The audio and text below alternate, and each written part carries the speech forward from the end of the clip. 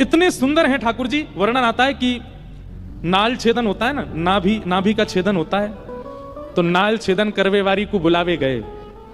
बोले भैया नंद जी के लाला भयो है, नाल छेदन करनो है। तो नाल छेदन करवे वारी बोली ऐसे ना जाऊंगी मैं, मोटी दक्षिणा लूंगी।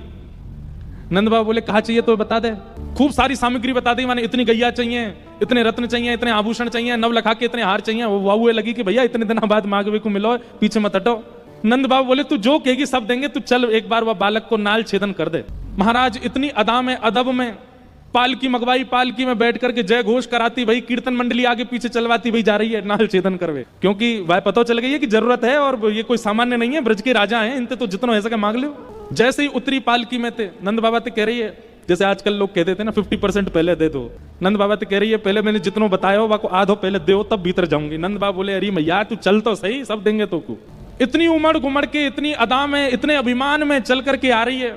नंद भवन में जैसे ही प्रवेश किया, यशोदा मैया के गोद में नीलमणि लेटे हैं, अभी नाल छेदन भई नहीं है। जैसे ही भीतर पहुंची और जाकर के बोली लाओ कहाँ है बालक दिखाओ। मैया ने जैसे ही नेक वस्त्र हटा करके अपने, अब देखो बुरा नहीं मानिएगा, 1-2 दिन के जो बालक होते हैं ना उनका रूप नहीं होता, उनका स्वरूप नहीं होता, सब एक से ही लगते हैं। कभी जाके देखो छोटे छोटे बच्चों का जो बाढ़ होता है, जहां 1-2 दिन के बच्चे होते हैं, सब एक से ही लगते हैं, कोई ज्यादा विशेष अंतर नहीं होता उनमें। तो इतने छोटे बालक में रूप नहीं आता, वो सामान्य सा ही लगता है। लेकिन जैसे ही यशोदा मैया ने वस्त्र हटाया लाल जी के मुख से और वो नाल छेदन करवे वारी को जैसे ही प्रदान किया, महाराज ठाकुर जी को रूप देखते ही पहले तो नेत्र सजल है गए, हाथ कांपन लगे। जैसे ही ठाकुर जी वाकी गोद में पधराए, इतनो प्रेम उमड़ गयो, इतनो आनंद उमड़ गयो वाके चित्त में, नेत्रन से अविरल अश्रुधार गिरने लगे।